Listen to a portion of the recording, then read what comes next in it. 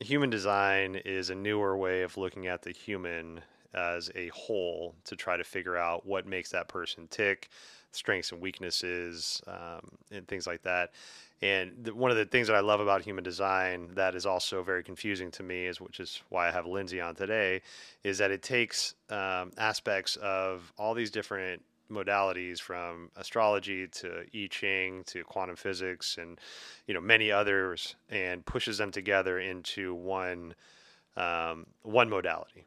And so for me, I've always had a hard time understanding the behind the scenes of human design, and which is why I have Lindsay Love on today.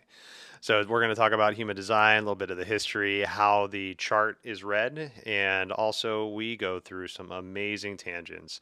Uh, Lindsay is a newer friend to me, and so we just really hit it off, had a lot of good conversations, went a lot of cool different places. I'm already excited to have her back on the show. But for this episode, we're talking about human design and spirituality, and I hope you enjoy the conversation. We'll see you on the other side. All right, welcome back to our show. Today, sitting across from me is a newer friend, friend of friends of mine, but first time I've met you officially. We've talked on social media and texting and things. But Lindsay Love is a human design reader. Human design has been something that I've really wanted to learn about, and I've had my chart read a couple times, but it's something I never put the time in to understand what the chart said. So Lindsay Love is here to talk about that. Also, Lindsay is a singer-songwriter and 1/4 of the band Jaws of Brooklyn, which, bad on me, I guess. I just found out today that you were a musician. I love music, right? But the other thing is that Monica, which is my girlfriend, a mutual friend of ours, and she actually showed me one of your songs months ago. And I was like, this is great. Who is this woman? She's like, oh, it's my friend Lindsay. I'm like, that's awesome. Yeah, it's so nice to meet you in the face, in person.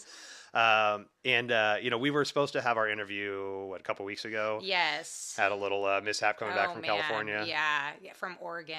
My okay. car died on me. Ugh. The transmission failed. That's been a whole series of events for the last 6 months, but things are better. Good. The car is taken care of. Good. Yes. So yes. Back to normalcy. Yes. Hell yeah. Well, thanks for being on the show. Yeah, thank you for having me. This is super exciting. Yes. Such an honor. So excited to talk about human design. Yeah. This is, and I made this joke earlier when we were talking, but human design and Bitcoin are two of those things for me that are just yeah. I've tried my hardest to understand them. And I've read the books and I've had friends explain them to me, and I grasp little bits and pieces, but I still don't fully get the whole concept of it. So when another mutual friend, Hannah Talbot, who I've had on the podcast, I reached out to her. She's such a sweetheart. Yeah. God, I love that woman. Yeah. And reached out to Hannah, and I'm like, hey, I need somebody that can read tarot cards. I want to look for somebody that does human design. And she's like, oh, here you go. Lindsay Love, human design, this other person, tarot cards, things like that. So really, really stoked to sit down and chat with you about this stuff. Yeah, I'm so excited to be here. This is super cool for me. Oh yeah. Yeah. So let's just start with you. How did human design come into your practice? Yeah, so I discovered human design in 2019.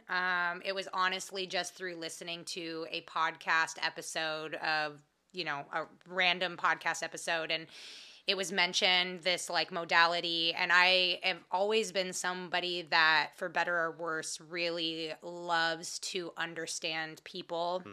I'm fascinated with the human condition, what makes us us. So I have always, whatever it is, whether it's the Enneagram, whether it is astrology, tarot, even Myers-Briggs, any modality that's going to help me understand and see people deeply as well as myself, I'm going to definitely go there. So I had never heard of human design.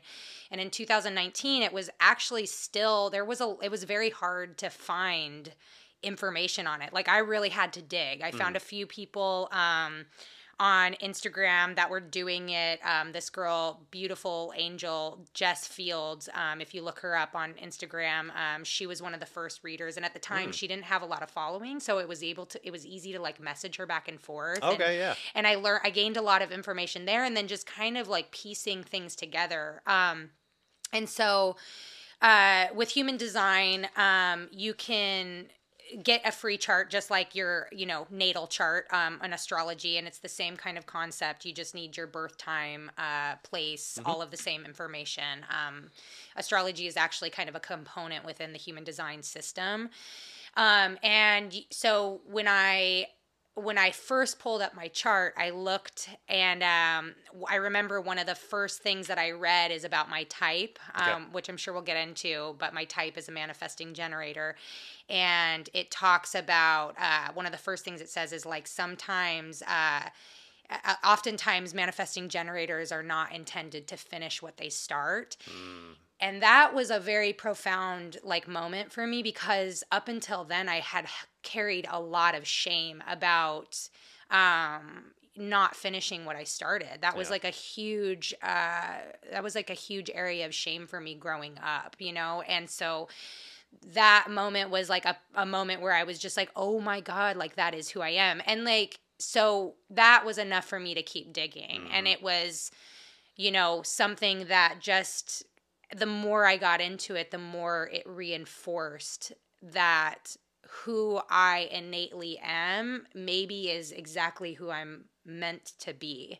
Right. And so I started putting it in that system into practice. And it was really, really challenging because, we live in a society that has, indoctrinated and conditioned us to value the mind and mental knowledge. We think of knowledge from a place of the mind, like having more information, and making decisions from that logical place. Right. But what human design actually teaches us is it's more, it teaches us to get in touch with our body and to listen to the body and how it's showing up for us. Wow. And so undoing 30 plus years of leaning into the mind and all of the conditioning that goes with it, Right. it took a very, very long time. But then, and I still revisit the basics all the time. But it has been amazing to see in the last 2 years, really getting back into my body and trusting myself and leaning into the elements that human design suggests we use, how much my life has truly changed, and I feel much more in alignment with what I'm meant here to do. Right. Yeah. That's and that's got to be so relieving for the consciousness too, to finally get that reassurance. I was just talking about somebody about this last week, but from the time we're in school, the traditional school, let's just call it traditional school, and we're driven to be the best at all of the things, right? The best at math, the best at science, the highest grades and all these things, social studies, all this stuff. But we're taught it to memorize it and then forget it. We're not actually taught to retain that knowledge. Right. And the amount of pressure that's put on a child to be the best at all these things without even trying to figure out what they're trying to funnel their ideas and intuition into. Information like this has to be a big relief and a load off of your shoulders to know that I'm not built to be this type of person that I've been trying to go against my intuition to be. Right. This is the person I'm allowed to be, and I'm okay with being that human being. Yeah. And now that I know that I'm okay with this and these are my strengths, I'm going to lean into those strengths and not try to enforce my weaknesses, quote unquote weaknesses. Exactly. And I think just to touch on and expand on what you're saying about, we're also learning from caretakers who too are holding the conditioning of all of the generations before us, right? And in terms of traditional schooling, right? We're taught to memorize, we're taught to regurgitate, and we are taught to not, that making a quote unquote mistake is a bad thing, that you're going to get docked points or in trouble for making a mistake. We don't enforce people's critical analysis, that whole, and I mean, this is a whole conversation for another day, but then when you start expanding and looking at how all systems are built on this same kind of foundation, no wonder we live in a society where so many people, and I can only speak to American culture, I've only ever lived in America, right? But no wonder we live in a society where the majority of people are deeply dissatisfied with their lives, right? Because they have been taught to abandon their truth for so long and become so disconnected from their bodies, right? And that's what I love about human design is like at the end of the day, it really is a practice and like it is somatic in nature. Right. And I think that is so important for all of us to be able to do, to trust ourselves, like it is so important for us to be able to do. And one that I think that we as a collective are only just now starting, like really our generation, I feel like is really like, are the infants in this kind of exploration. Like when I think about my parents who are boomers, they didn't even get to talk about their feelings, let alone, like modern psychology, even if we're going there, was like birthed in like the 50s. So it's like really when we think about it, we're like on the tip of the pin when it comes to this kind of undoing, right? It's kind of fascinating. Yeah. And, like you were saying, our parents, the small percentage of maybe the parents out there that knew anything about somatic responses in the somatic nervous system, we're fighting a battle to even try to understand that with their kids, right? But now, like with human design, like you said, like now we know that how important the body is, right? The connection between consciousness and body. It's not just like fill the brain with knowledge and the body's a machine. We just fill it with fuel and get it going. When we can get back into our bodies and reestablish the intuition that we have and teach that we can upregulate and downregulate our nervous system by our breath, by sight work, by meditation. That to me is way more important than learning who signed the Declaration of Independence at what point in time, right? You're your own healer. Here's how you do it. Here's from the age that you can finally like understand concepts and words, teach how to use your breath, teach how to meditate. Let that be the doctrine, right? And then we fill in the education from there. Well, and then when we start to trust ourselves, and this is another part of it, like, when we start to trust ourselves, we then start to see the ways in which we are looking to and glorifying systems that uphold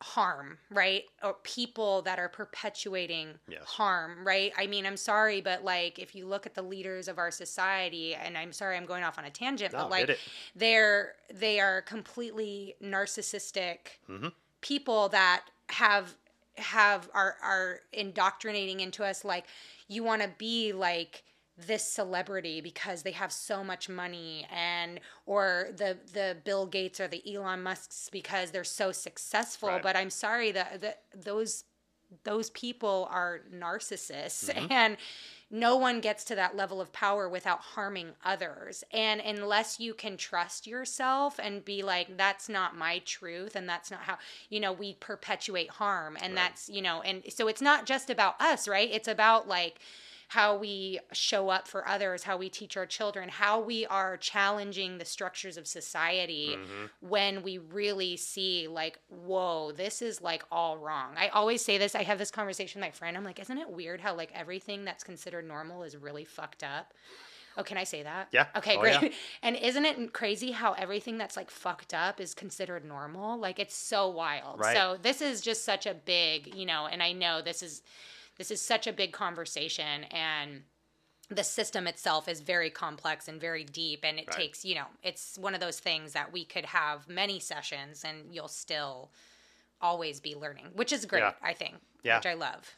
Yeah, and to touch on what you were saying about the toxicness of our leadership, it's, we've aggrandized the toxic archetypes, toxic male, toxic female, that just aggressive kind of behavior, which I'm not saying aggression doesn't need to be there at times, like just like our ego has a place. It has a time and place. We shouldn't just kill the ego. Right?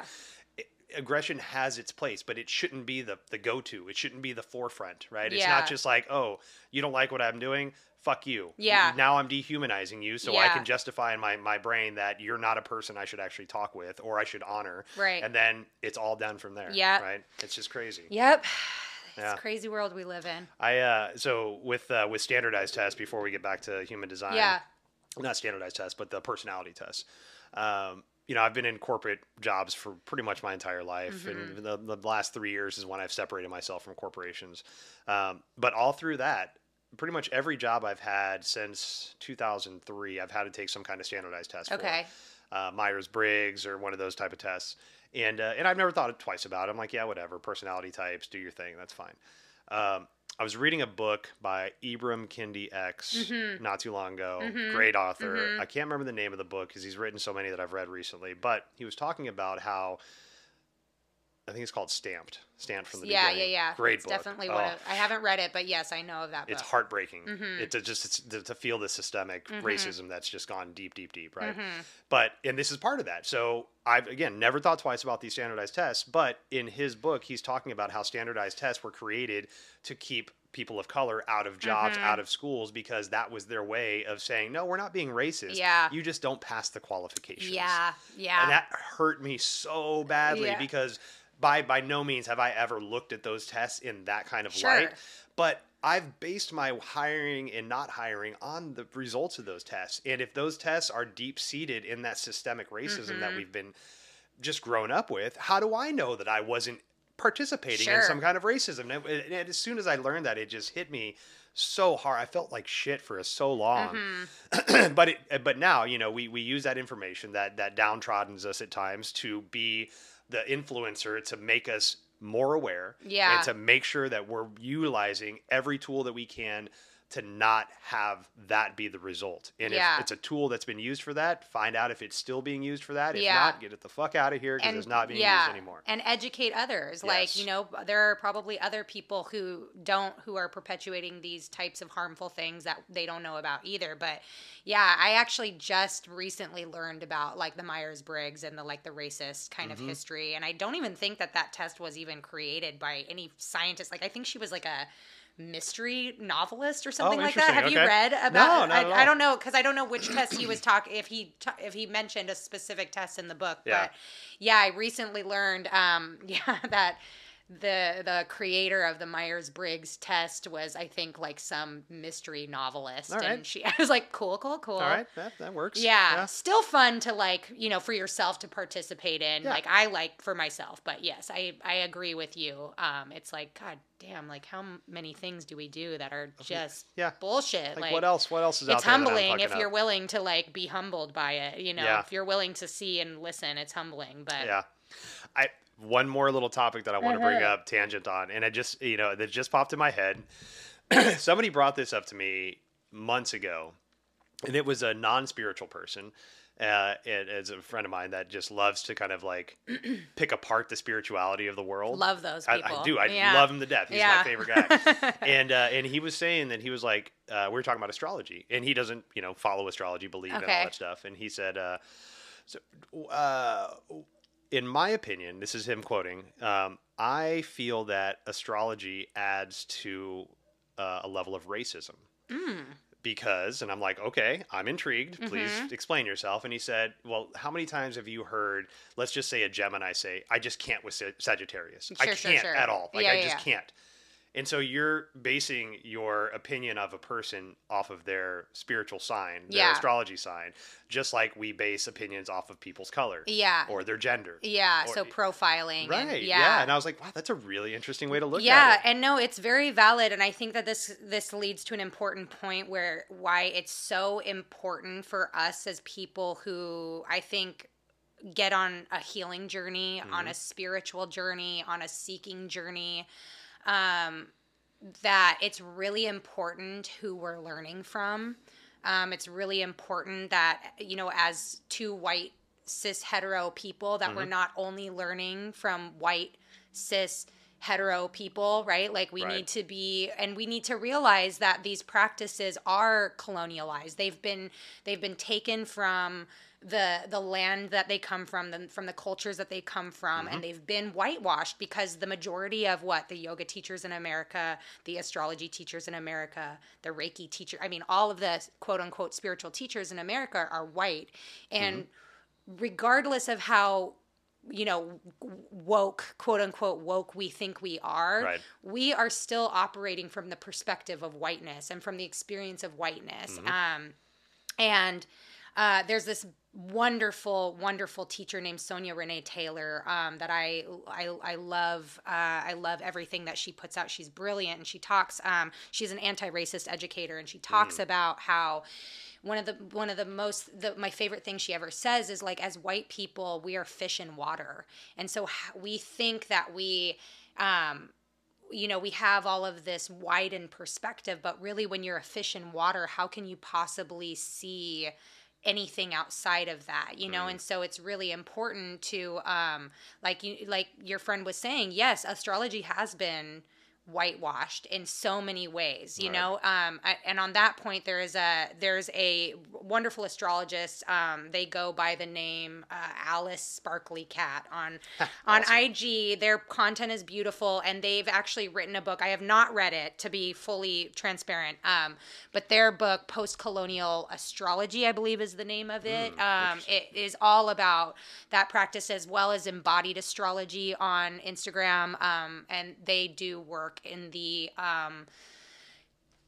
I can't say that they're an anti-racist educator, but their astrology, those are two people that their practices are rooted in deconstructing the kind of problematic whitewashed teachings. But yes, very important to always be like, wait a minute, who's giving me this information? Right, and this definitely. is not the only, you know what I mean? Like, this isn't, I need to go and seek other people whose life experiences, the color of their skin, their gender identity, et cetera, do not mirror my own. Right. Because I cannot fully learn if I'm learning from somebody who doesn't challenge me, or who doesn't show me the ways in which I am perpetuating harm, or all of those things. Definitely. So yeah, it's interesting. I had this realization just within the past couple of years, but growing up in the South, I grew up in the Houston area, and in the 80s and 90s, and pretty racially charged, and non-culturally rich at that point in time. Houston's made a lot of changes. I have to give them credit for that, but very ignorant, very racist, non-open for the sexuality changes and things like that, embracing of different sexuality desires, things like that. But one of the ways that I found, looking back, that I was able to deepen my education and empathy for people outside of my whiteness, even though I grew up in a very racially diverse area, was listening to hip hop. And listening to people in New York, people in California, people outside of where I was, and even people that were from where I was, and hearing their stories about their lives. And growing up in a my family was together. My mom and dad were married until my dad passed. I have two brothers, a very loving family that I grew up in. And we were middle class. We never really super struggled. There were struggles, but I only knew what I knew. But listening to hip hop and listening to Goody Mob, listening to Tribe Called Quest, listening to these beautiful groups from back in the 90s, it gave me an understanding of shit, I don't know what's going on out there, because they're talking about shit that their vocabulary even that I don't even recognize. So getting an ability to dive into hip hop and dive into those cultures, it gave me an inkling of an understanding of you do not know what's going on out there. You have a very whitewashed understanding of your life. Get out there and meet different cultures, meet different people, immerse yourself out there. And that was such a beautiful thing for me. And listen, listen to people. Oftentimes I sit there and, when somebody's telling their story, I tell I'm like, I might not ever be able to understand what this person is going through, but even as a woman identifying individual, which I'm white, I'm straight, so I have many privileges, but all I know is I too have experienced my own forms of oppression. And so I can empathize with the fact that even though I don't know what your suffering is, and I could never know it, I do know what suffering is. And so just letting that be enough, just listen to people. We need to put our kind of what we're saying, put our egos down, and just being just because it doesn't make sense to you doesn't mean it isn't real. Just chill out. But you know what, man, that's just why y'all need to be doing your work. You need to be, this is why, because that is just such a telltale sign of someone who has not done any healing themselves, when they get so triggered by someone saying that I'm hurt, that their little child comes out and is realize like, well, I've been hurt too. It's like, exactly, which is why you need to be going and getting the healing you're doing, and you need to look at your own shit, right? Because like when you've done your own shit, when you've really gone to the deepest, darkest places of like not only the pain you have experienced, like we've all experienced pain, like, but when you go into the deepest, darkest places of the things that happen to you that should never have happened to you, the pain that you feel, the suffering you've experienced personally, right?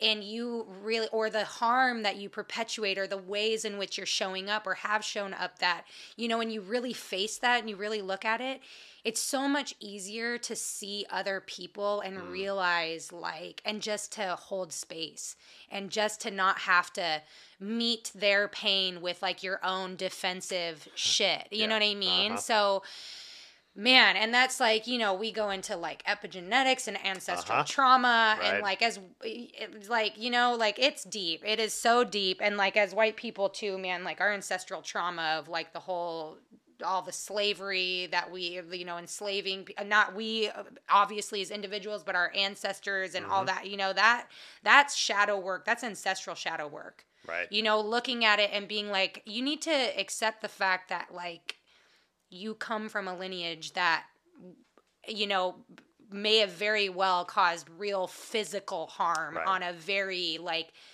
extreme scale, like essentially genocide, you know what I mean? And you need to be willing to like do that work, not only on yourself, but it goes super, super deep so that you can hold space and we can start to like heal, you know? So, man, we're getting into it. We haven't even talked about human design.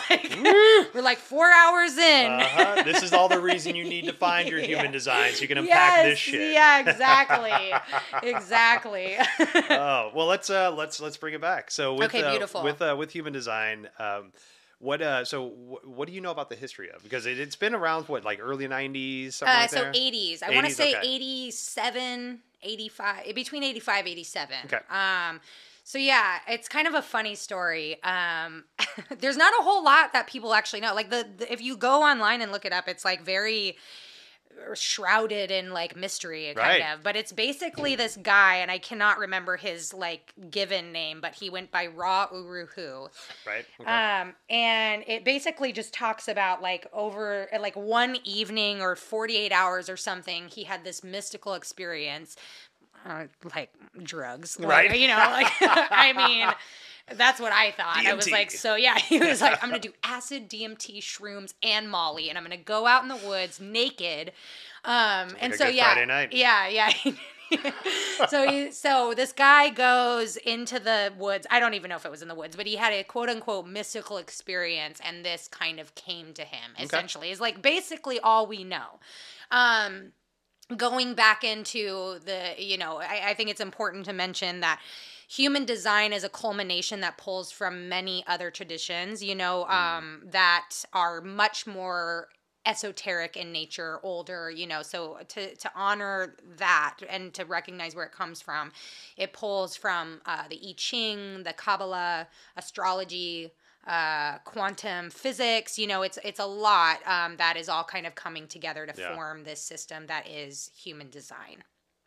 So have you seen your chart? Have you pulled it up before? I've had it read, and I've had somebody, but again, it was kind of like in passing. It wasn't really sit down, let's do this. I think they texted it to me, actually. Okay. Yeah. a long chapters, like so chapter long. 1. Holy cow. Which is why, when I do readings with people, I really start off with like foundational readings because it's a lot and it's many, many layers. So when you pull up a chart, like I said, you need your birth information and all that stuff. You pull up your chart and you're going to see this like essentially outline of, two-dimensional, you know, body, right? And then there's all of these shapes, which are centers in the body, and each center represents a different area, similar to the chakra system, right? So you've got the crown, you've got the ajna, you've got throat, sacral, the root system, root center,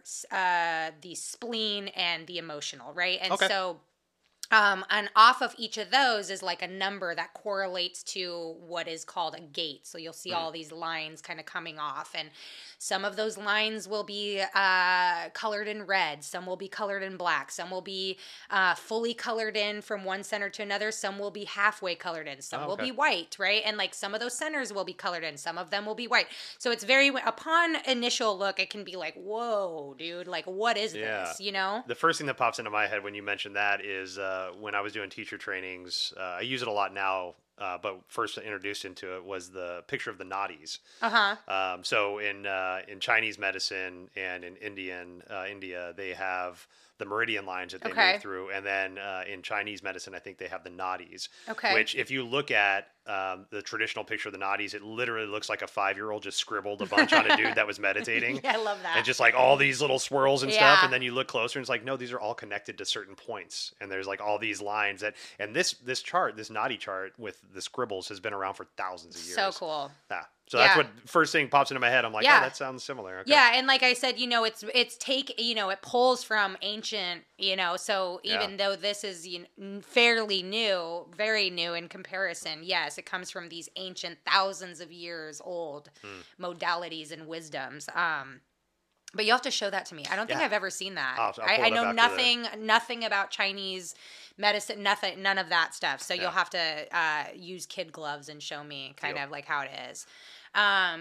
So I would say, so when you pull up the chart, so I'll just kind of go over the basics of it, right? So in human design, there are 5 types, right? So that's kind of like step 1. So you have manifesting generators, manifestors, reflectors, and projectors. Okay. So essentially the way that I like to look at it from the type standpoint is that every type within society in their kind of highest regard are meant to operate within society in such a way that they support one another, right? And that they help our collective, for better or worse,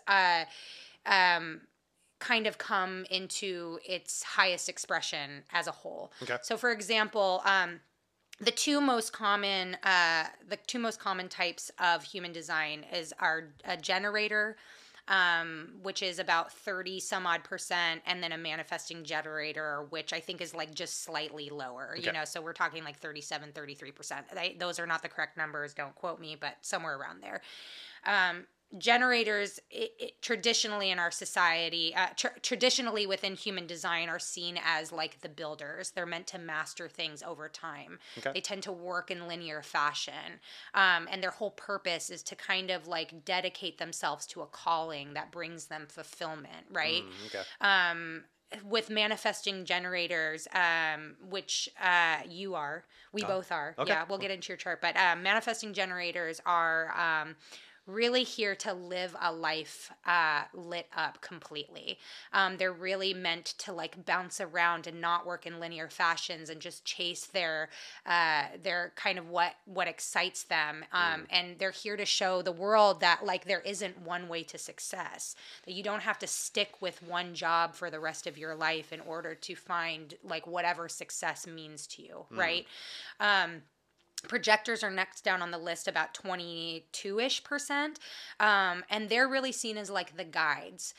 So they are really here to see deeply into people and guide them they're not here to do, right? So I would say like generators and manifesting generators are energetic beings. They have the defined sacral, which is that motor. And so when they're doing things that they love, they get more energy to keep doing it. And so I don't know, as a manifesting generator, 100%, right? And that was another one of the first things that I read that I was like, put me kind of back on my path. It's just like, yes, I know those spaces that I've been in where I'm so into what I'm doing that I don't have to eat, I don't have to sleep, I have lost track of time completely. And so that is kind of the beacon, right? And we'll get more into like that sacral response, right? Okay. So that's generators and manifesting generators. Then we have the projectors. They are not energetic beings. In fact, projectors, manifestors, and reflectors are not energetic beings. So projectors are really meant to sit from their perch, if you will, and see people deeply and be able to guide them. They traditionally say they make wonderful coaches, right? Hannah is a projector, actually. Okay, that makes sense. Yeah, so they're not meant to do and grind, and that can also be, again, because we're talking about conditioning, and this is why I love human design, is it's all about deconditioning us from the stories we tell ourselves, right? And so we live in a society that is very like grind, go, do it, keep going, et cetera, et cetera, et cetera. Right. You know, don't stop, right? Because we value productivity so much, right, in this capitalistic society. And so that's an undoing for projectors that a lot of times is their deconditioning work because they're raised to keep up. Well, they're not meant to keep up. Yeah. You know, they really do need to rest. They're meant to see people deeply. That's where their gift is. That's where, you know, they're here to serve, is to be able to say, like, I see this in you. Yeah. And here's how I think you can correct it. And it's funny enough too, because Hannah, she for years, you know, I'd be lamenting over how I just didn't know what to do and I was so lost and and what if I tried this and what if I did that, you know, for my direction of life. And she'd always be like, why aren't you doing your music? And I'd be like, no, I don't. And I would just shrug it aside. You know, now it seems so silly, but like it makes so much sense because what am I doing now? My music. Yep. And it's like it took me how many years of knowing her and like her singing that. So it's just so telling that like it's just one of those little things that I'm like, oh my God, like she saw the whole time. Yep. You know, I'd be like, I'm going to be a coach. I'm going to blah, blah, blah. And she'd be like, when are you going to just do your music? So funny. And so that's a projector. And then one of the hangups too with a projector is that they can they see others deeply, but they don't necessarily always see themselves very clearly. Okay. So that's when we kind of get into our strategy, which I'll go into the next level. Mm-hmm. Reflectors are our unicorns of the world. They are less than 1% of society. They're very rare. I actually have a friend who is a reflector. I know for sure 2 people, maybe 3 people that are reflectors that I've met. And it's always so fascinating talking to them. And I love picking their brain. And so reflectors are really, they are meant to be at the center of our societies because what they do is they reflect back the well-being of the environment that they're in. So you can tell how well an environment is doing based on the wellness of the reflector. Interesting. So one of the hard things for a reflector that they're actually meant to do is they're actually fully meant to see everything that is wrong with society, the shadows, so that they can help guide the collective back to and we, again, this is part of, again, conditioning, spiritual bypassing. We don't want to look at the ugly things. Right. We don't want to be perceived as negative. We don't, you know, we have this just like positive thinking, but like that's not bringing any change that is needed to us. And so reflectors are actually very, very powerful. They need a lot of time to be alone. They need to be in nature. They need to be very selective about the people that they're surrounding themselves with. I mean, we all do, right? It's not like, oh, everyone else can just go kick it with meth addicts, right? Like it's like, no, everybody needs to, right? And there are degrees of sensitivity, you know. But that container is really important. But that container is very, very important because we need them to be able to show us honestly what is and isn't working, right? And so that goes into part. So the reason being is like for a reflector, like I was talking about those centers that are colored in and are not colored in. A reflector has no colored in centers. Oh. So what the centers do in human design is anything that's colored in is a center in which you have consistent access to whatever that center represents. And it also, and so conversely, the centers that are not colored in are the ones where we hold the most conditioning, because what we're doing is we're sponges in those areas. Oh, okay. So what we're doing is we're taking in all of the messaging because we don't have that, for lack of a better term, like, so for the example, the identity center, if that's open, you don't know who you know, you're influenced on who you are, your identity. And that can be a very, you know, painful journey to go through, right? If you've been conditioned and taught to believe something about yourself that you are not, right? Right. The beautiful side of these open centers, so for like an example, a projector, so they don't have a fixed identity at all. They're constantly the chameleon, they call it, right? But the beautiful thing about like a reflector and any of our open centers is while they are oftentimes the areas with our deepest conditioning, they also offer us the opportunity for our most profound wisdom. Because if we're willing to cover and dig deep into those parts of us that have the most stories around them and undo what is not real for us and what is not true to us, we can then go and offer that wisdom to others through a compassionate lens, right? Because it's not like, I know it's like I have fucking suffered. Right. And I have been through the darkest places when it comes to that. That topic, right? And so I offer you this wisdom based on my own journey of coming through that suffering, right? Yeah. So those are the 5 types, right? And again, there's so much more. And I also, it's important to say, like, I think that this is a system that you can always be learning. And I think it's always important to seek other people, who talk about any topic. So it's like, please don't just listen to what I'm saying today and let that be it. Like, go seek your own go seek other teachers, because some people say things in ways that it's just like, I do not understand what she is saying. And then, you might find someone else that's like, it just kind of clicks. Yep, definitely. Yeah, anytime I'm trying to digest a new subject matter, topic, anything like that, the route that I've read that I've really kind of tied myself to now is try to find 5 different resources about that thing. So they said, like maybe like 2 books, a magazine article, and a couple podcasts or something like that. Different authors, different speakers, just so you can get a good, well-rounded understanding of the topic you're trying to dive into.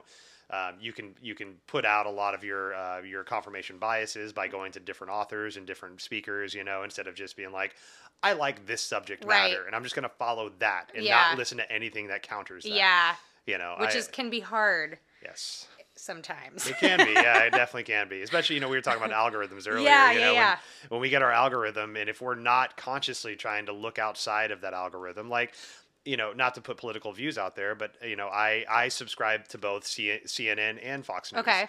Because I want to know what both sides are saying. Like, I don't fully trust CNN. I don't fully distrust Fox News, vice versa. Yeah. But, it's good to know what both sides are saying. Of course. And then you can make your educated decision from that. Yeah. Well, and, this reminds me of actually Ibram X. Kendi's podcast that I've listened to. And he had a really beautiful episode. I can't remember which one, but I'll send it to you. Please. And to touch on that, he talks about, like, we need to be able to come together in our disagreements and listen and all that, which is a whole other conversation. But it was just making me think of the importance of being able to, and the necessity of like hearing everyone and not just like immediately closing and closing people out and throwing them away and all of that stuff. So I love having spirited conversations with people with differing opinions. Yeah.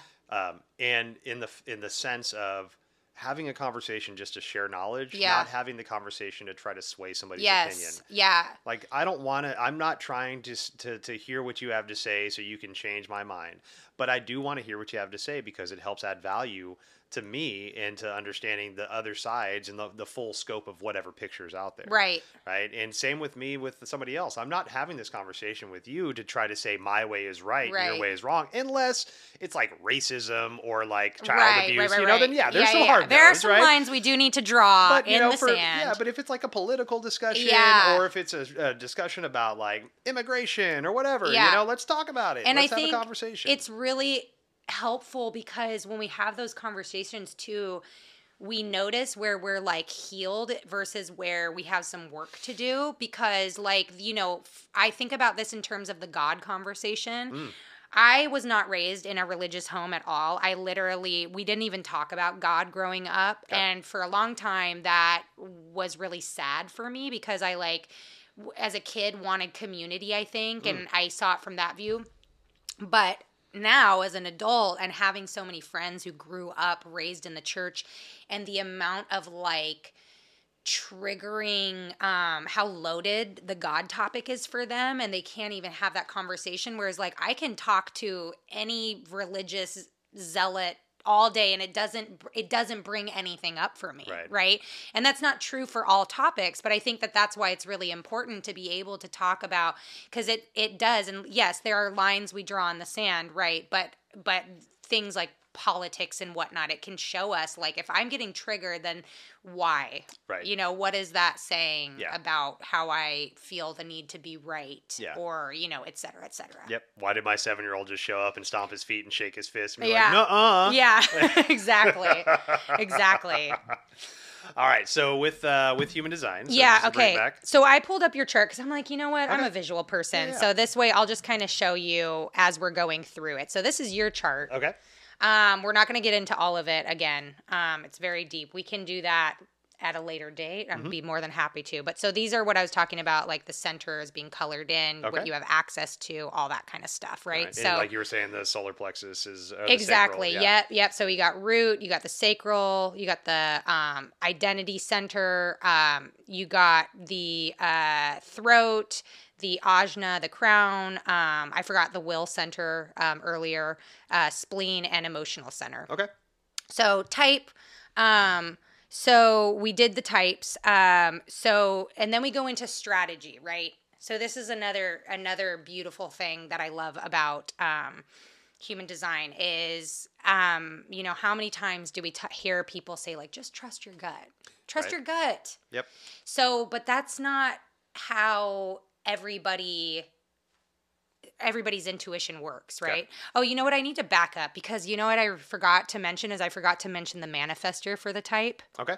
I'm so sorry. No worries. I'm like going off on a tangent. So the reason, and they're very important because manifestors are about 8% of the population, right? Okay. So again, when it comes to, you know, we're often told like, just go for something. Like if you want it, just do it. Well, manifestors are actually by human design standards, the only type that can actually do that. Okay. They're the only type that has, and the thing is that their aura is it's because it's very piercing. It comes out. And so they're like a bullet train and they're here to start huge movements, right? Okay. I'm going to use examples that are awful, and my friends hate these examples because they're like, girl, we need to find some different examples because they're awful examples, but it is to paint a picture of like how powerful these types are. So, famous manifestor types to give you an idea of what the purpose of, you know, like I said, they're here to start movements, right? They're polarizing. So like Donald Trump is a manifestor. All right. Hitler was a manifestor. Okay. Right? So right. like, and again, obviously toxic manifestors. Toxic, horrible. They did terrible things. Also, I believe actually Frida Kahlo was a manifestor. So there we go. All right. I think. But I use those examples because it's like they are so powerful, and one of the things for manifestors to overcome is their need to people please, because they have they receive such strong reactions for people. There's no in between with manifestors. Gotcha. But that's what they're meant to do because they are here to start a movement, and you can't start a movement, you know. And I use that. It's like you don't have to be. You know, it doesn't mean that you're going to have swaths of people, you know, like whatever that means to you, right? Like changing the narrative, like doing big things in society. And sometimes that is a one-on-one conversation. But the thing with a manifestor is like you need to know who's on your team so that you can move your vision forward, right? And so manifestors need to get very comfortable with upsetting people and not having people like them, right? So like each of our types, we deal with like things that are like we're learning from and that we have to like undo, right? Okay. So like I was saying, as a manifesting generator, like accepting that like our path is not going to be linear, that we're not always meant to finish what we start, and like getting rid of, if you have any shame around that, being like, that's okay, you know, like maybe that's just who I am, and starting the undoing process, right? It's more about undoing. One of the things for me that was really startling when I started human design and putting into practice is like the notion that you're here to do what lights you up. And I honestly did not even know what lit me up when I started. And that was like so troubling to me. Right. I was like, I don't know, like everything that I tied, you know, quote unquote joy to involved spending money. Okay. And I was like, that's not really what being lit up is, right? Like, that's like, we're talking about like a deep thing, right? Like and so sustainable. yeah, and like that's soul filling, fills yeah. my heart, right? And so like that was one of the things that took me a long time to put into practice, is just like discovering like what do I even love? Yeah. That is really about my soul, not about external validation, right? Right. So we all have our things that we're like undoing within our types, right? Mm-hmm. So then we go down into, so the next layer, so that's type. Then we go into like strategy. And this is where I was going with the entire, like, just follow your gut and being like, that's not how everybody's intuition, according to human design, works, right? Mm-hmm. So you do have that sacral authority, which some people do have. It would only be a generator or a manifesting generator. So it's not going to be true for any manifestor, projector, or reflector, because they don't have that center lit up. So for you, you have emotional authority. Okay. And please tell me if this resonates, and if it doesn't, take and leave whatever is true to you or not true. Okay. So in emotional authority, your your emotions are inconsistent. You experience them in waves all throughout the day. Okay. And there can be a tendency to be like, what is that coming from? And having to like figure out like why you're feeling that way. And so the lesson is to understand that that's just how you're made. You're made to be in a wave, in a high and a low. Okay. And so for you, decision making is not meant to be made in the moment, because you might get an offer that at the moment you're like, this is really, really cool. But the thing with emotional authority is that you'll never be 100% certain of your decision. You're always going to have a part of you that feels like, oh, did I make the right decision? Yep. Does that feel right for yeah. you? Yeah. 100%. Okay. You're right on the money with all this so far. Yeah. So it's important for you to take it through your wave, because you need to take it through. You're up at a high. Inevitably, you're going to come home and you're going to crash, and you're going to be like, wait a minute, do I want to do this thing? And then you're going to come back up to the high. Like, I know I really want to do it. So your goal as an emotional authority individual is to allow yourself to come out of that wave and give yourself a few days to where you've been leaning in a direction consistently, and you're out of that wave, right? It's calmer waters. Right. And then make your decision, fully well knowing that there's always going to be a sliver of you that is going to question that. Yeah, totally. God damn it. And it's so funny you mentioned that, because that's actually something I'm working on right now. Okay. And it's that full trust in the decision that was made when it was made. Mm-hmm. That person that made the decision, that Adam that made the decision, then fully knew the consequences of both sides, knew the benefits of both sides, made a very, very educated decision. And then like an hour later, I'm like, shit. Fuck, yeah. What the hell did I do that? Yeah. Yeah, it's real, dude. It's real. Totally. And so one of the things for you, for support, like to support you and for your loved ones to support you, right, is to the understanding that people are going to try and pressure you into making a decision right away. Right. And having the advocacy for yourself, the self-advocacy to say, I need 3 days. Can you give me 3 days? And it is important to, also respect the other person's time to say, like, I'll get to you when I get to you. But, I would say, like, we're in relation with other people, with each other. So it's important. But saying, can I have 3 days, and allowing yourself that space, and not allowing anyone to pressure you in the moment, and the practice of getting really good at saying no and creating boundaries, right? Yeah. Which some of us have better like for me, boundaries are super easy. I'm just like, hell no, but like not everyone, like not everyone is like that. So, the other important thing for you as an emotionally, for your intuition is emotional, is to recognize, as I was kind of saying, that like your emotions just are, and you don't always need to, when you're in your low places, is not a time for you to try and get yourself out of it. It's the time for you to really nurture yourself. It's the time for you to really to take note of the things that when you are in your high, what supports you during those times, and then to utilize those in your low points, like taking space for yourself, cocooning, nurturing. And this goes into, I think this can be like the reparenting, right? Like being gentle with yourself, and just accepting like my emotions are the way that they are. This is how I operate. Yeah. And it's okay. Yeah. It's okay. There doesn't need to always be a reason why I feel kind of shitty right now. Yeah. Yeah. Does that make sense? It does, definitely. Great. And, a lot of my supplement journey in the past, 5 years or so has been around trying to regulate those highs and lows. Like I thought it was, too much down regulation of my brain, too much low dopamine. So I started taking vitamins like nootropics to help activate the brain more. Microdosing, taking brain vitamins and things like that to try to like regulate my mood more. Yeah. Because totally. I find myself like when I'm at that high, I get out of my way. Yeah. There's no stopping. I'm in the zone. I'm in that flow state. I'm getting shit done.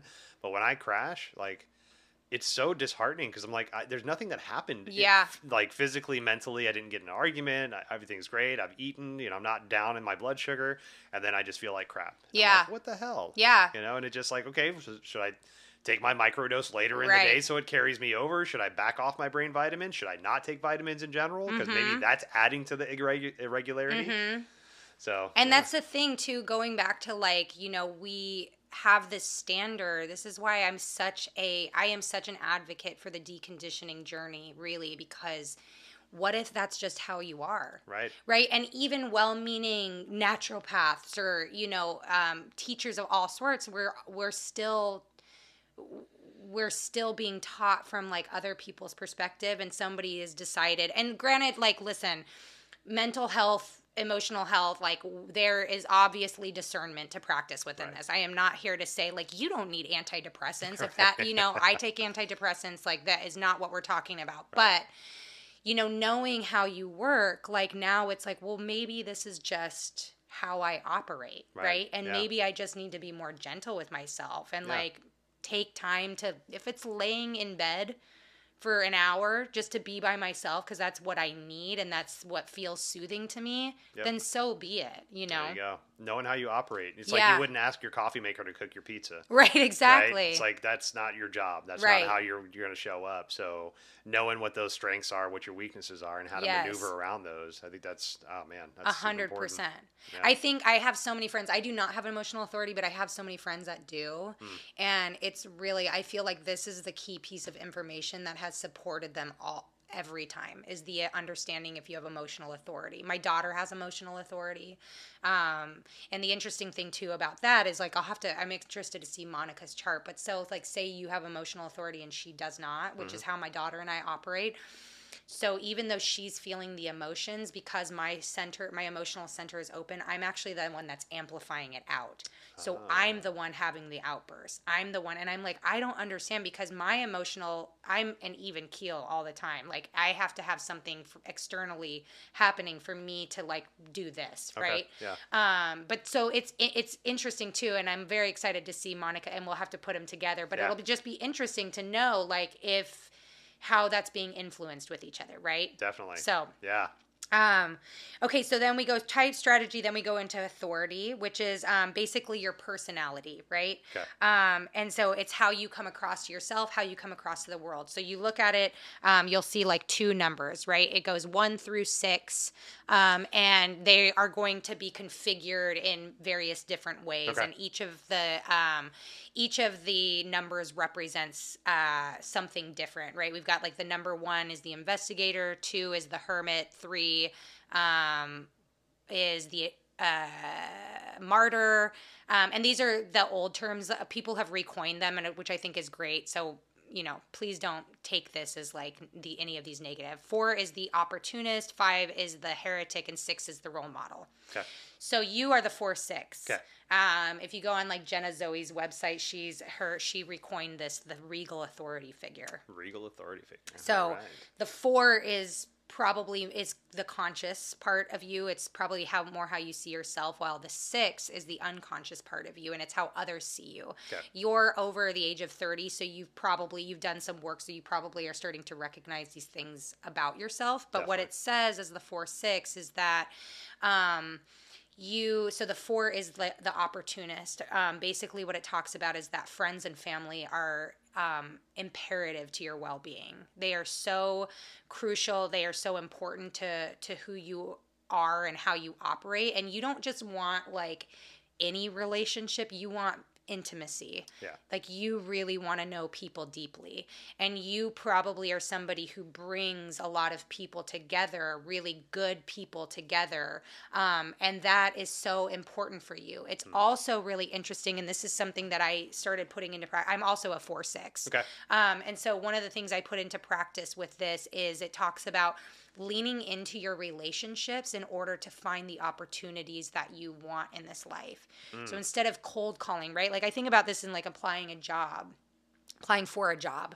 And so it would basically mean to suggest, instead of just throwing your resume out, like lean on the connections that you've made and the people who trust you and that you trust them to kind of see if you can find the opportunity that's best suited for you. Okay. Which, like, perfect example, reaching out to Hannah found me. You know what I mean? Totally, like yeah, you could have opened up you could have gone a different route, but so it's really like now you can start thinking like, where in my life have I put that into practice of leaning into my relationships? Right. And that has like worked out for me. Well, that pretty much describes the birth of this podcast. You know, this was my, the idea for this podcast was I know a ton of cool people that have great knowledge, right? And if I don't know them directly, they're friends of friends of friends, right? Yeah. And it's like, you don't need a litany of letters, alphabet after your name to prove that you Correct. have some kind of knowledge that can be shared to the world. Right. So that was the birth of this podcast. So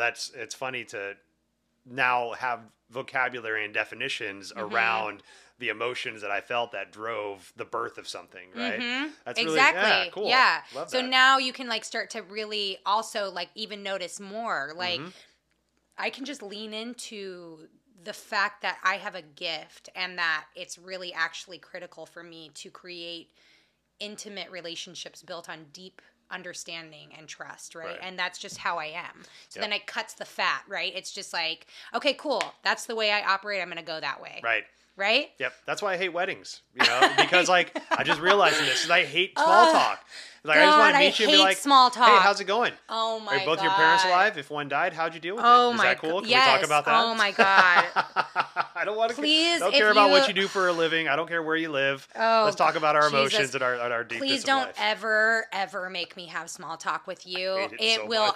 I'll also. I'm a Scorpio rising and like a Scorpio Venus and a Scorpio Pluto, and like please don't ever try to like. I will literally want to throw up. Yeah. Like if I have to talk about the weather, I don't want to be noticed. I want one-on-one conversation. I want to like have real talk. I want to get deep fast. I'm the same exact way. Yeah. 100%. I couldn't agree with you more. That's great. If you want to terrify me or turn me off, like please ask me about anything superficial, but otherwise, oh my God, I can't, I fear nothing more. Nothing more. I'm right there with you. So then we go into your unconscious line, right? Which again, you're over 30. So the 6th line is the role model. So this is how people probably perceive you. Okay. The first 30 years of your life. So the 6th line actually operates within 3 different kind of brackets. So the first 30 years of your life, it's really about externalizing your experience, and it's lived in such a way where it's trial and error. Like you probably bumped up a lot of against a lot of things. It was probably, I know for me, very tumultuous. And so then you move into, and so you probably didn't see yourself out. Like, again, you're externalizing, you're gathering information, you're figuring out what works and doesn't work. The second part of your life, 30 to 50, is really about kind of going more within. You might find yourself being much more intentional about the environments that you put yourself in, much more intentional about the way you spend your time or the people that you surround yourself with. And you might find yourself kind of pulling away from society a little bit. It's kind of more spent in hermit mode, right? Yeah. Like there's a lot more reflection. It's kind of taking the lessons learned of the first 30 years and then and really like kind of chewing on it. And then we come into the last part of it, the 50 to, the end of life.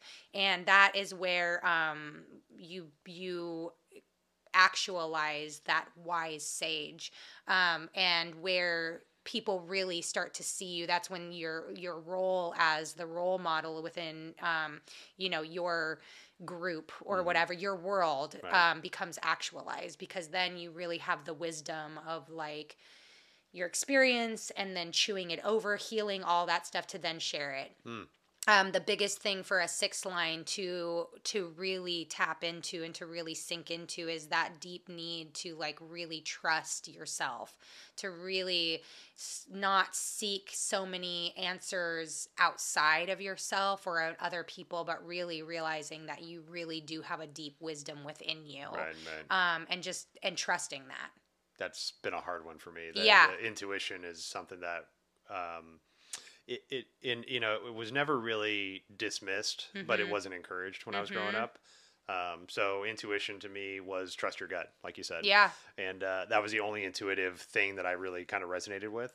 And but now that I've kind of gone internal and started doing work and trying to strengthen that muscle again and trying to identify how my intuition shows up and like where it manifests, if I can feel it in certain places, 100%. Yeah. And we all are. I can't say we all are, but I would be willing to bet that the majority of us are relearning what is right for us, like what feels right, or even feeling.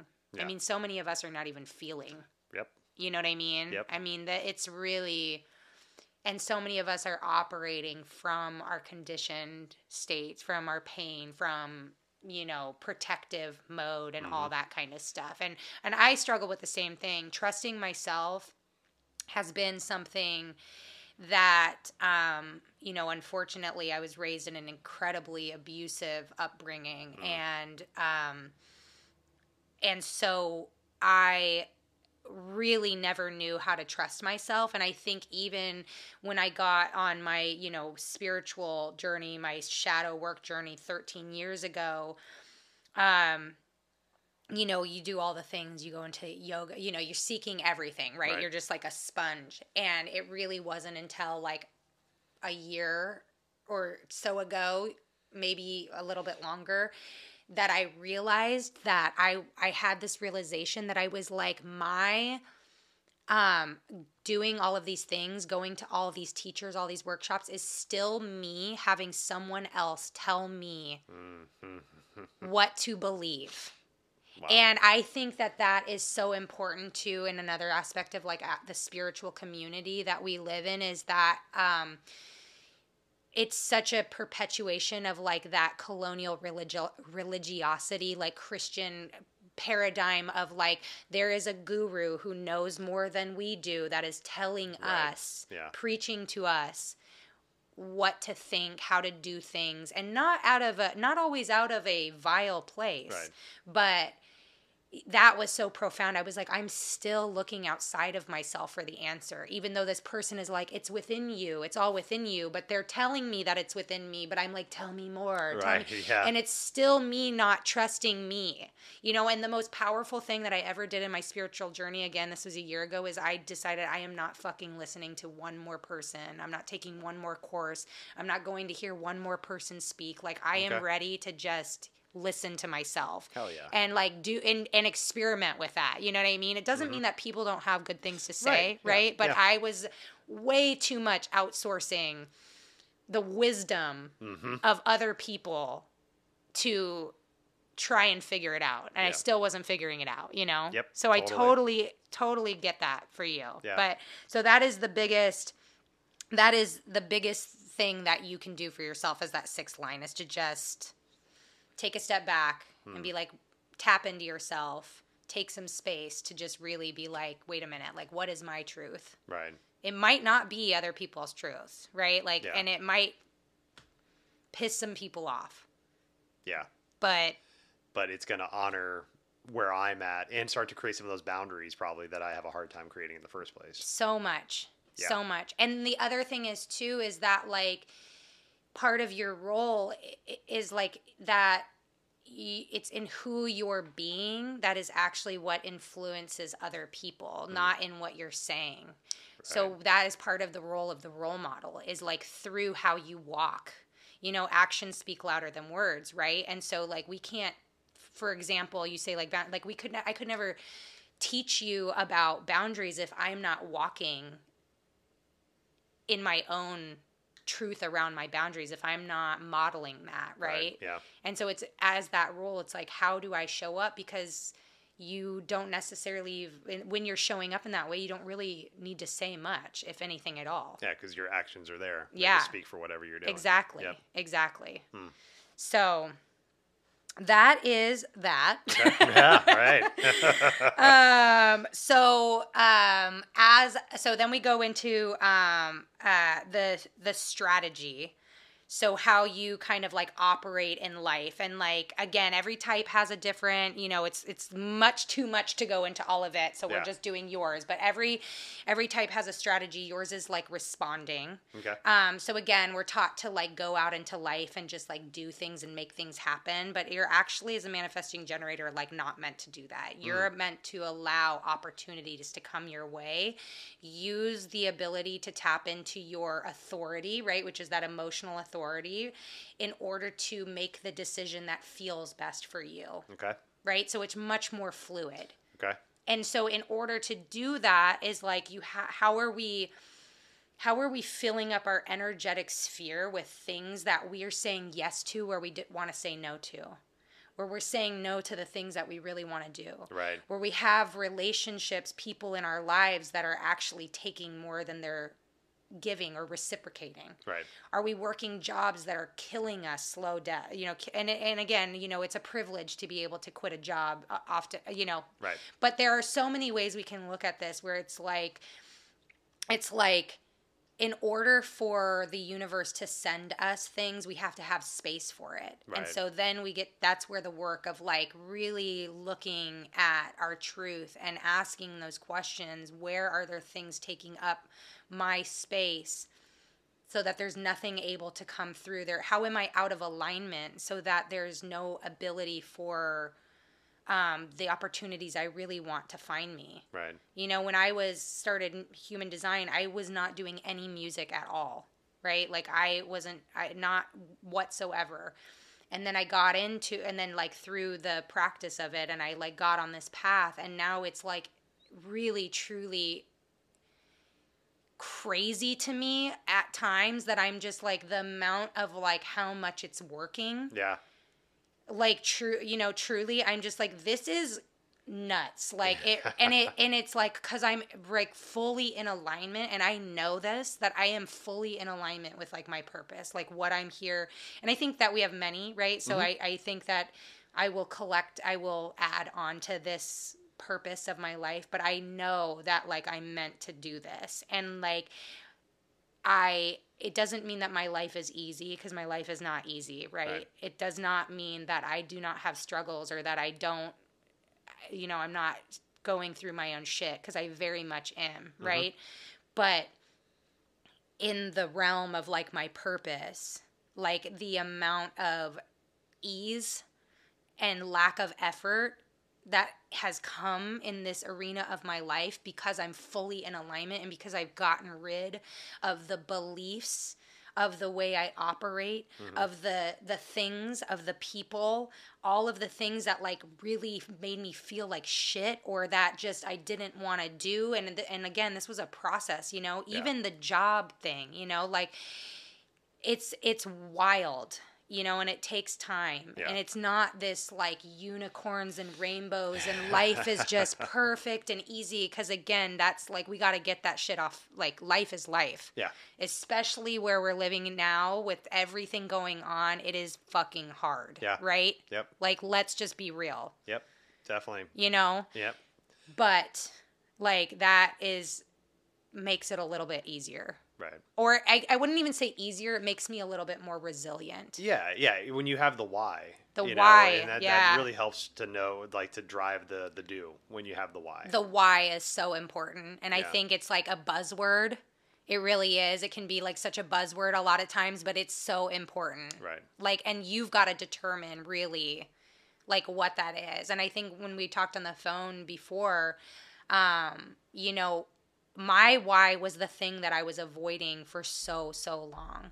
It was like my deepest, darkest shadow, my biggest pain. You know, I had dealt with my daughter's father who had been extremely abusive and continued to abuse the legal system for 13 years.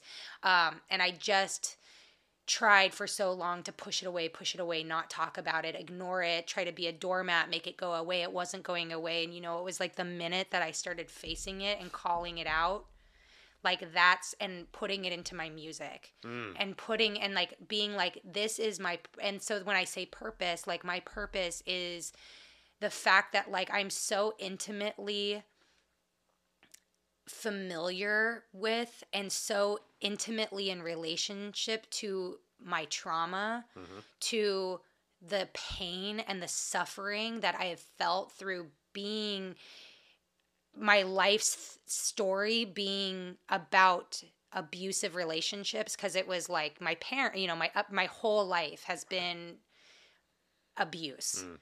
And the minute that I made that my purpose, it was like that was the turning point, the thing that I didn't want to look at, the thing that I was like, I just want this to go away. Yeah. And again, it doesn't mean that like now all of a sudden it's gone away, because it very much hasn't, you know, and it's very much still my life, and it probably always will be. But it's also like my why is because I don't ever want another woman to live in silence and be isolated the way that I've been for 13 years. Because once I started talking about it, and I started talking to domestic violence advocates who were like, your story is exactly how all single mother stories are. And I'm like, why is this the first time that I'm hearing this? Wow. Yeah. It's insane to me. I'm like, I could have saved so many years of sobbing and being like, I'm on the verge of a mental breakdown, et cetera, Right. had I known. Yep. And, you know, and so it's just like, my why is like, I'm going to continue to talk about it even when I have, because like any person will tell you the minute you talk, you know, we're going into like, you know, the Me Too movement, whatever. We don't come forward because the response is very ugly, right?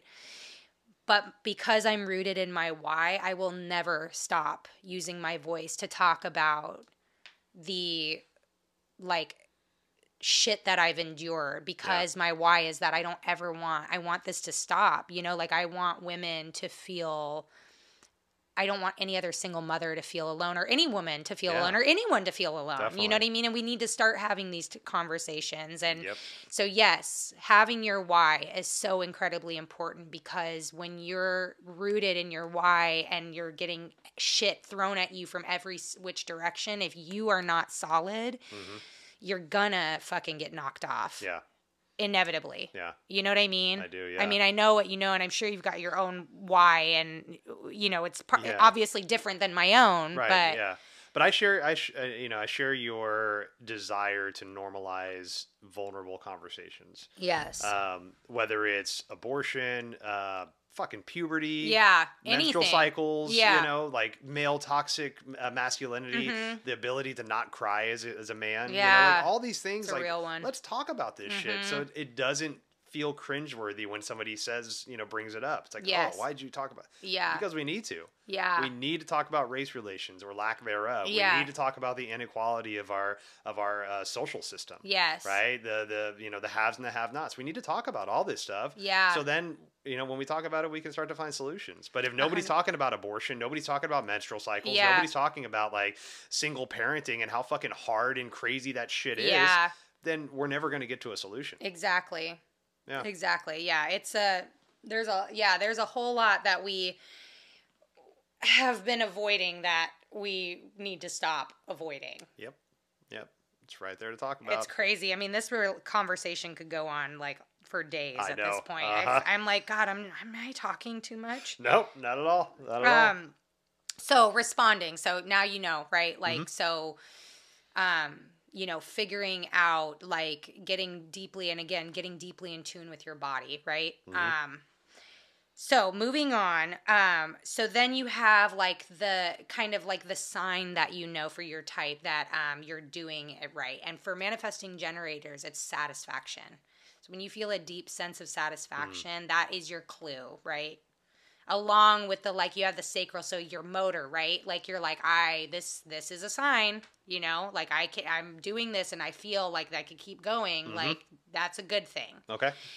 Alternatively, when you're not in alignment with your, being, for lack of a better term, frustration is the, which and they sometimes, some people say too, because we're a hybrid of manifestors and generators, that it's anger / satisfaction, which resonates a shit ton for me. Way more. Yeah. That anger right there. Yeah. Anger. I know. Anger for me is a big one. Yeah. And what I will say about anger is, I think it was Dr. King that says, like, anger is a sign that our boundaries have been crossed.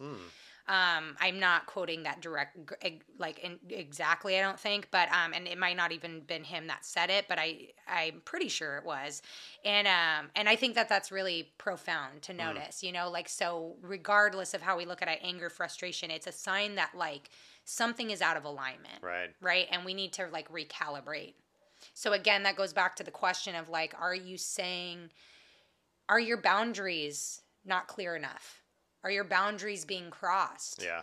Are you saying yes are you being inauthentic with yourself? Yes, 100%. Yeah, One of the things that I've realized on my spiritual journey is that I've been a chameleon in a lot of relationships that I've been in, especially romantic relationships. Okay.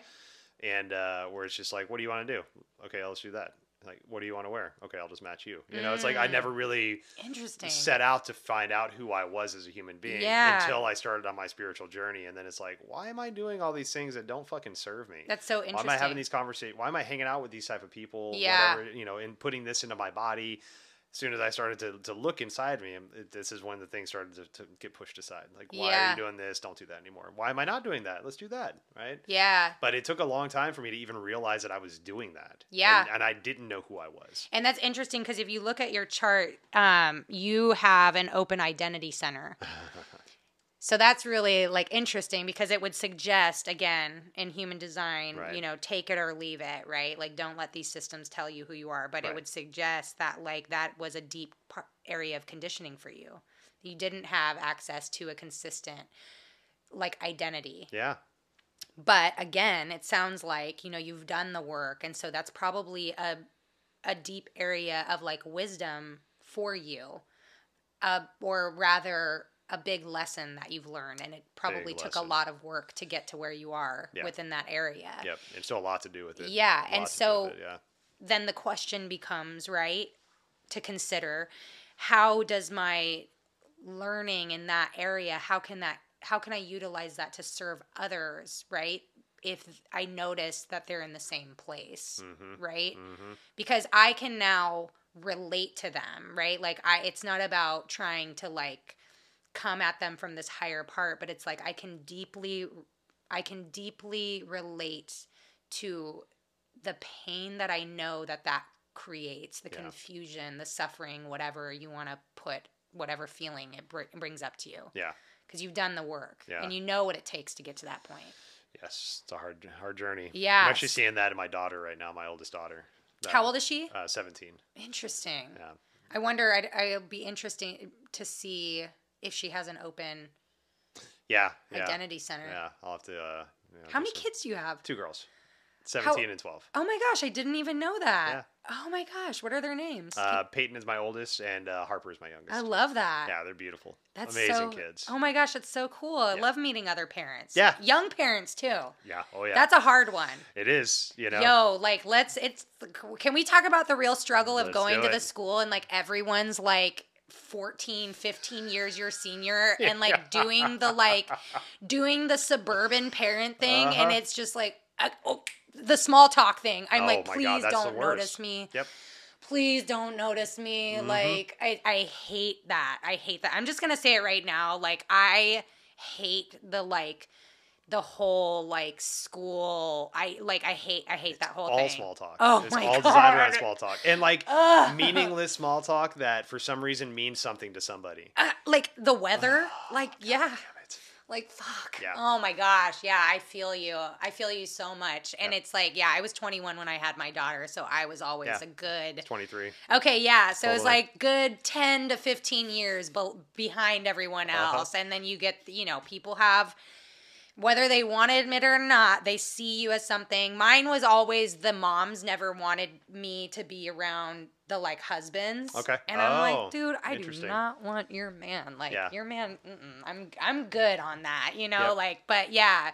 So interesting, and Mm-hmm. so just being the young single, I don't know if you were single when you were raising.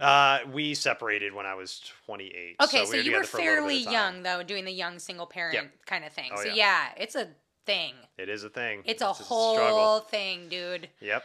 God, I wanted so bad. You're telling me about that friend who was going to use like the world as their classroom. Uh-huh. I'm like, God, I would have loved to do that I with my know. kid. Just like, yes. Yep. Oh, yeah. I would have loved. I don't care what like it's hippie. I'm like, what are you talking about? The like, more alternative ways we can damn, educate our kids, I let's think the talk better about off. it. Good Lord. I agree with you. Hell yeah. So yeah, that'll be interesting to pull up your daughter's chart and just kind of see. Yeah. You know? Yeah. Hell yeah. We'll have to pull up all four of them and I'll Put 'em all side to side, cross-reference and yeah. just be like, hey, here's where you can support them and they can, you know? That's exactly what I need, because Yeah. my youngest is a preteen. She'll be a teenager Yeah. next month. And then my oldest is graduating. And Yeah. so like, there's a lot of hormones, a lot of emotion. For sure. And as you know, as a young parent, like, I mean, parents in general, we fuck a lot of shit up, Dude. And as a young parent, I was still very selfish. I was Dude. very like in my own world, which Yeah. is one of the reasons why the relationship I had didn't work. Mm-hmm. So, as my kids got older now, they're now able to put vocabulary to the emotions that they felt Yeah. about the abandonment and the not being there for Yeah. me. And so there's a lot that I need to do to Sure. repair relationships. And so like the better information that we have going into it, Yeah. the less backtracking I have to do, right? And it's just like, hey, here it is. I'm Yeah. not making excuses. I'm not trying to excuse myself for what I've done, but here it is. This is what's going on. I'm sorry. We're going to make this better now. Yeah. And like, I think that the one of the hardest things, at least for me, that has come to something that I've had to accept about being a parent, making mistakes, et cetera, and also, being someone that I'm sure you can relate, has dedicated your life to your own healing journey, and how dark that gets, and how like utterly hopeless that you can feel, and the pain and stuff. You don't want to fuck it up, right? Yeah, totally. And then you kind of come to this point where you surrender to the understanding that you did fuck it up in some point, at some way, and our kids are. Oh, I'm sorry, kicked you. But our kids are, even if we, they're perceiving, they have their own story about what happened or what we did, or their own expectations of how they thought something should have happened that it didn't happen. You know what I mean? And so, yeah, it's just like, my mom used to say, like, I wrote my story, you have to write yours. And I think that that's like really, it's not to excuse it, because I definitely have my own regrets and my own things that like I feel deeply sad about when it comes to being a parent. And I feel deeply, I wish I could turn back the time and like do something differently. But like, it's like they're gonna go through their own healing journey as well, right? And it's just like, the best we can do is hope that we stop,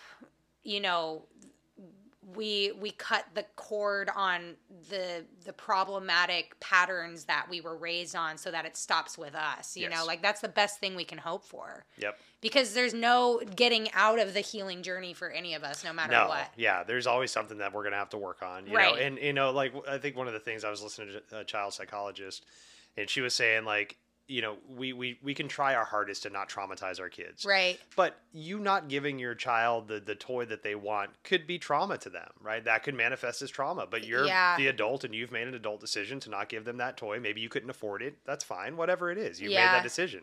In your eyes and in your reality, that wasn't abusive and that wasn't traumatic. But to that little 4-year-old, That was the end of their world. Yeah. And now from that point on, you've got shit to unpack. Yeah. You know? I remember one of my best friends was telling me about a story. We talk about this often. And she was telling me a story about how her dad, who they were very, very close, but her dad, she remembers, like, she was like dancing around the house. I think she was telling me, like, singing the song at the top of her lungs over and over. And you know, sometimes you're just like, shut up. Yeah. I love you, but please, you're so annoying. And so he was like, he kind of snapped at her and he was like, can you stop singing? And the story she made up about that, you know what I mean, is like, I suck at singing, and now as a 30-something-year-old, she can reflect and she knows, but she's like, yeah, that fucked me up for a long time. Like, Yeah. I internalized it as like I had all these stories about it, right? And so, yes, like, you can do what you think is the best, but they're their own person with their own, and they're writing their own story, right? Yep. It's so crazy. Yeah, we have no control over it. Damn, dude, being a parent, whew, Yeah. like, that is a whole other ride and a half, especially when you're like young. Yeah. And the way that like the world has changed, and I mean every generation has gone through it, but it's like, Yeah. I know you know. I do. Okay, cool. So again, I'm like, we're just getting off. Love it. We're going all the We're directions. doing it all. Yeah, Oh, yeah. people are like, what's human design? Yeah, right. Yeah. So like, what's human design and like Parenting? what's not? Yeah, what are y'all talking about? Okay, so then so the last thing I will just touch on again, and there are many more elements, so this is not where human design, I know I've said it a million times, but like, as you can tell, the foundation is a lot to chew on, right? Yeah, most definitely. And the way I always tell people this too is when I go into my readings, is the reason why I do foundational readings is because it's like building a house, and if you do not build it on a strong foundation, there's no fucking sense in building the house. Right. Like, it's not going to work. If you're not tapping into your strategy and authority, and you're not in tune with how what your emotional authority, if you're not intimately aware with how your emotions work, if you're not intimately aware when your sacral is lighting up, and you're not intimately aware of the building blocks and how you operate, then adding the other elements, you're still out of alignment with the Right. foundation. So Yeah. there's no sense in it, right? And so it's like, keep coming back to these foundational things, right? Because, and again, we're talking about 30 some odd years of conditioning that we're now undoing. There's no way you can get one reading and be like, got it. Yeah. We're definitely. rewiring ourselves. We're reteaching ourselves to again, in a society where we're detached and we're living from the head up, and we're not connected to our body. That's a lot of work. Yeah. And I'm sure you do Reiki, you do all this stuff. Like, I'm sure you see this in other modalities that you practice. Yeah. And there's a lot of frustration around that sometimes because, like, we've become a society that's instantaneous. We want instant gratification, instant satisfaction. Oh, yes. And so when we start doing the quote unquote work, Yeah. like a month into it, people are like, why am I not fixed? Yeah. It's like, okay, so let's say you're 30 years old. So you've had 30 years of conditioning of the bullshit. It's going to take a while to unravel that shit. Yeah. Maybe not 30 years, but it's going to take more than a month, more than 2 years, maybe more than 5 years, right? Yeah. You don't know. There's no time frame on it. But, the good rule of thumb that I love to just ballpark by is if you've got 30 years ahead of you of bullshit conditioning, expect 30 years back. Yeah. Right? It's going to take you some time. But it's a journey, and it's a conscious journey. And it will never end. Yeah. And I think that is something... Yeah, I agree with you completely. This instant gratification, I think that this is another kind of like toxic wellness industry thing that we see a lot of too, is just buy a quartz crystal and and it's like, Totally. yo, I've been and once you really commit to it, like, there's no going back. Like, you don't get to turn it off. You can't. Yeah. There have been so many times I would rather not. I would just rather not. Put the blindfold back on. You can't fucking do it. Yep. And anyone who's really doing it will tell you it is hard. And I'm like I said, I started like 13 years ago, and I'm only now just starting to see changes in specific areas of my life where that rewiring has happened. Yep. Where I really, like, the triggers in certain areas are not going away, where I can ground myself, where you know what I mean? Like, it really takes time, and it's dark, and it's hard, and it's heavy, and a month of whatever you're doing ain't gonna do shit. Like, yeah, it's probably feeling really good in the moment, and that's good, you know, like, but with the light is also the dark. It does not, you cannot separate it. Exactly. And you need that dark. You need that darkness to show you how good the light is. Yeah. And there's some good lessons to learn in the darkness. Oh. Good dark lessons. Yeah. Yeah. Yeah. How do we connect with anybody really if we don't know what our darkness feels like or looks like? Yeah. You know, and this goes into that whole like ancestral part of it, or like all of that stuff, you know, or connecting to people's suffering and being able to listen and hold space for the times when people are like, I have so much trauma. I suffer so much, you know, like we don't have the capacity to hold space for others if we've never held it for our own suffering. Yeah. We just can't do it. Yeah, definitely. I agree with that. And 100%. it also helps us have compassion for those who have not done that for themselves, because you can recognize like, damn, dude, I remember when I was there. Right. And I can't imagine going through your whole life operating from the head up. Yeah. Right? Like operating from this place of like, I just don't know why I always feel dissatisfied. Mm-hmm.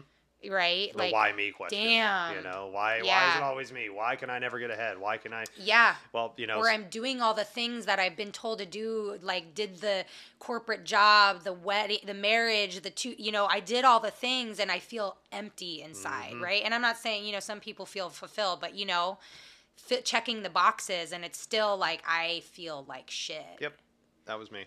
Oh yeah, because you worked in corporate, huh? Totally. Oh man. Yeah, totally. I had no idea why I was so miserable. I was climbing the ladder. I was doing the things. I was building the teams. Really? Doing all that stuff. Success. Had 6-figure salary. Blah blah blah. Bonuses.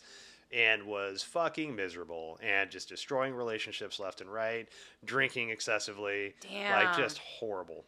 But on paper, I was successful. Right. I had a 401k, I had insurance, I had a savings account, I had a house, I did all the things, I had the wife and the kids, and not the wife, but an engagement, and was completely miserable. Damn. And it wasn't until like I got, you know, destroyed relationship after relationship, finally quit drinking, found meditation, found, you know, plant medicines to help me out, you know, and then just everything kind of opened from there. But again, like you were saying, it's not fucking unicorns and roses and shit. Like every single day is a struggle. Where's my next Reiki client coming from? How can I promote myself for this podcast? You know, and not to say it's a beautiful struggle. I love it. I love the struggle because it shows me that I'm desiring and I'm really working towards what I want and not just depending on some corporate job just to give me a paycheck every fucking 2 weeks, you know? Well, and when you become the outsider too, and it's like, I don't know if you experience this too, but when you follow like your truth and you go to the dark places and you really like see things on a much more macro scale, right? And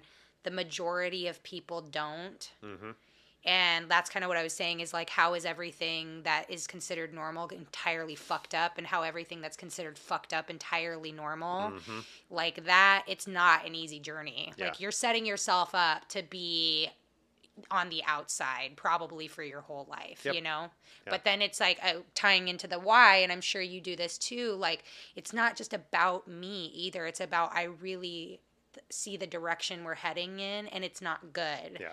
And we need to like shift the direction. So I'm not just doing this for me. I'm doing this for the people that come that I won't even see the results. Yes, exactly. I'm not going to live in a utopian society in my life. I really probably am not, you know, but I'm going to fucking fight like hell. I'm going to try my hardest to set it up. Yeah. Definitely. Whatever we can do, you know, and hopefully the generations after us build off of our mistakes and so on and so forth, you know?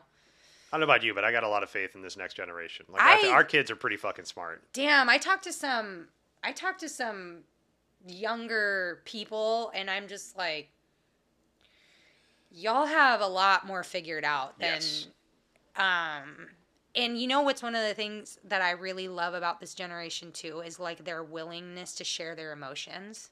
That to me, like I know we were talking about TikTok, which you haven't gotten on, which you're gonna get on. Gotta get there. Not to force you, but right. I'm telling you, it's a magical place. It's a magical place. But there are a lot of younger people. There's a lot of vulnerability happening, like on those platforms, for example, it's like really amazing to see people talking about how much they're struggling. And that is not something that our Wow. I still struggle with that, right? Yeah. I would never post myself crying. I want to. Yeah. All the time. Yeah, totally. I want to talk about the things that I'm really going through that are really hard and dark, but I don't know how to do that. You know, I'm still battling the, like, am I egotistical if I'm doing it? Like, if I'm, you know what I mean? Yeah, Like, where's it most coming definitely. from? But like, so it's really beautiful to see these younger generations that are just like Putting it out full there. on sobbing snot, like don't care. You know what I mean? I do, yeah. So for all the Gen Zers out there, man, from a millennial to Gen Zer, like keep doing what you do. Yeah, I believe in reincarnation. You know, Love I that. love the idea of reincarnation. Yeah. I don't fully believe because I just don't know, but I love the idea of it. And with reincarnation, you know, there's that, you know, we come back as different beings, different genders, different races, all that stuff, right? And I feel like, you know, with that idea of reincarnation, I feel like there's a lot more people that are coming back into this world with a remembrance of the previous world. Maybe not a direct memory of like this is who I was, but some of the resources, the morals, the values, the unified, respectable things that we've decided on as human beings, even if we haven't put them on paper. I think a lot of those kids are coming back with those understandings instead of having to relearn them. And so it's giving them like a boost in a way of this empathy and this showing up and this emotional vulnerability and all these things that we're striving to fix about ourselves. A lot of those kids are being birthed with that naturally. Yeah. And then it's just carrying through instead of like having to relearn all this. Yes. And so just like that concept and that idea to me makes me feel like just hopeful. Like again, like I don't know if I'll stick around to see the benefits of this protopian kind of universe we're moving towards, but hopefully they'll get there. Yeah, exactly. That's such an interesting concept. I love I too love the idea of reincarnation, and I find myself spiraling down, especially those stories of like where you see little kids who, you know, they're like obsessed. Johnny was obsessed with airplanes growing up and said his name was George and like pointed out, you know, and then turns out that story is completely true. And they're like, how the hell? Exactly. That shit's wild. Yes. Like somebody like born with a missing right arm having similar stories. And then Yes. they find out that this fighter pilot was shot down and lost his arm. arm. And it's like, God. What the hell is I this? know that stuff. That and like near-death experience stories where people literally that's another TikTok hole you'll find where it's like people are literally like, no, I flatlined and I was above my body. And then, you know, et cetera, all the things happen. And then they like come back and they're like, yeah, I saw you trying to resuscitate me. They're like, no, you didn't. They're like, yeah. And they describe perfectly like what was happening. And like doctors are like, what the fuck? Wow. You know, they're like, I was above and you were standing there and you were standing there and these tools were over here and you were wearing yellow shoes. And like, you know what I mean? Yeah. Like that's that kind of shit. And like how anyone you know, they're like, death is not painful. And I'm just like, this is insane. Yeah. You know, those are the kind of things that I love that. I know. See, we don't know. Yeah, next time you see us at the school parking lot, now you know what to bring up. Exactly. Near-death experience, reincarnation. Dive right in. Just Dive right in. You're like, who do you think you were in your past life? Nice to meet you, Sally. Let me tell you. Yeah. I'm gonna be like, you're my best friend. Hell yeah, man. It's so funny. We're carpooling. I love it. Yeah, exactly. Exactly. I love that. Oh, beautiful. Okay, I have one more element to get to your chart, and then I swear to you that I'm done. Okay. So every chart also has what's called like a cross, and there are like 64 different types, and then there are like 4 permutations of each of those cards. So there's like I don't even know how many that equates to like themes essentially. Okay. So basically, what your cross tells you is essentially the theme of your life. Right. And it's not purpose in the sense of like job. It's just the purpose of like overall who you're meant to show up as in the world. So you, my friend, have the right angle cross of rulership, which sounds very authoritative. Right. Yes. And it's basically talking about that your whole purpose in life is to have rulership and ownership out over every part of your life. I don't know if that like resonates. It does, yeah. I'm battling with being over controlling. Really? Yeah. Interesting. Yeah, and it's something that I wasn't really aware of, that I was trying to control situations. But, interesting. It's been something I've been putting effort towards in the past like year or so. That's really interesting. I'm interested about that because like basically what this cross talks about is just like you probably know that you have a knack of telling people what to do. Does that resonate? That resonates. Most definitely. Yep. And you probably really know how to do it in such a way that you get the best outcome. At times, yes. At Okay, times, yes, okay. yes. So with when I was building teams, that is Okay. 100% true. When I'm coaching family members, it's the opposite. Sure, that makes sense. And and it's funny. I was just talking to somebody about this yesterday or a couple weeks ago. But I think what that is so my father, beautiful man, was a very much of a do as I say. Just look at what I do. Hold this flashlight. Do this thing. Yeah. Not any room for discussion. Just do this. There's a task. Do this task. Whereas my boss mentor was a coach. Hey, let me do this with you. Interesting. Let me show you what's going on. Let's do this together. Yeah. And so I find myself in those work atmospheres very patient, very coaching, very loving. But in home atmospheres, I'm much more of my father is like, just do this thing. That's so interesting. And like the niceties go away, the pleasantries go away. That's so interesting. And so that's been something, especially with Monica, that I've been working on. When we do projects together, I feel like I get into that dictator role, and I've got to back down to the coach role. Yeah, that's so interesting. And I mean, it's great to have like that awareness, right? Like that's huge to see that in yourself. I totally get that. It was like my dad, he was like a high level executive at Boeing, and so he always had like an assistant, or they called them secretaries back then. I don't think that's the right personal thing. assistant now, probably. And yeah, it used to fucking drive me crazy because he'd come home and like treat me the same way, or he'd like he'd have us all relay messages to each other. I'm like, you tell them. Yeah, right. That used to drive me crazy. Like, I'm your kid. I'm not your assistant. But that's like very interesting. Yeah. But this is why I would want to look deeper into your chart just to see like, and again, not everything's about human design. It's all of it put together. Right. It's not the end all be all, but it's still just interesting to me. But yeah, it says like basically being in charge is your spiritual calling in this lifetime. Okay. That resonates a lot. Yeah, I feel like I find myself in that not authoritative and like, I'm going to tell you what to do, but like, yeah, I find myself in charge quite a bit. And just like by proxy, like people just will look and be like, you? And I'm like, well, okay, I guess I'll take the lead on this. I will say that it also mentions too about like, I think a key component is that those elements are really meant to be specifically and especially applied to things that you have a lot of passion around. Okay. So that I think is an important key element too. Yeah. And I think maybe, and I don't know, but just maybe, this can be kind of back to the question of like filling up energetic space with things that are not right for us. So it's like, where am I taking on leadership roles that I'm not even passionate about? Yeah. Like I actually don't care, or this is not something that I want to have a leadership role in, right? Yeah. Maybe. No, that resonates 100%. I've had a couple job offers recently that want to put me back into that leadership role of running restaurants or running yoga studios. And at first, on paper, it's like, that sounds great. I'm perfectly qualified for that. But then I sit with it, and it's funny you mentioned the waves, because it is waves that I go through. Like, I'm like, that's great. And then I'm like, that fucking sucks. I don't want that shit. And I've had to make those hard decisions of like, this sounds perfect, but it doesn't fit. It doesn't resonate with me. And for whatever reason, I'm going to say no. Good. Yeah. That's so important. Yeah. It's good to have context around that. Yeah.